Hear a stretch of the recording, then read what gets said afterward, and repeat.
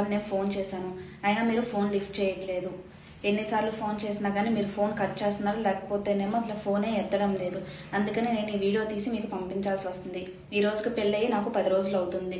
నేను మళ్ళీ పెద్దల సమక్షంలో మళ్ళీ పెళ్లి చేసుకుందాం అనుకుంటున్నాను. నేను మా భర్త మళ్ళీ పెళ్లి చేసుకుంటున్నాం పెద్దల సమక్షంలో.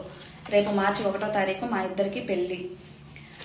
నా భర్త మీరు నా భర్త మీద లేనిపోని నిందలన్నీ వేస్తున్నారు.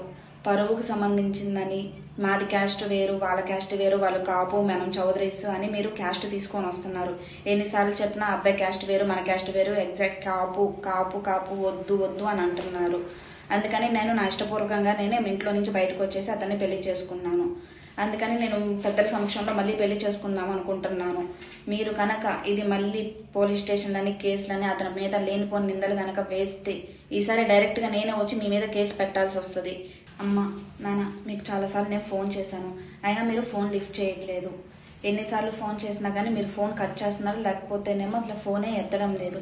అందుకని నేను ఈ వీడియో తీసి మీకు పంపించాల్సి వస్తుంది. ఈ రోజుకి పెళ్ళయి నాకు 10 రోజులు అవుతుంది. నేను మళ్ళీ పెద్దల సమక్షంలో మళ్ళీ పెళ్లి చేసుకుందాం అనుకుంటున్నాను. నేను మా భర్త మళ్ళీ పెళ్లి చేసుకుంటున్నాం పెద్దల సమక్షంలో. రేపు మార్చి 1వ తారీఖు మా ఇద్దరికి పెళ్ళి. మీరు నా భర్త మీద లేనిపోని నిందలన్నీ వేస్తున్నారు.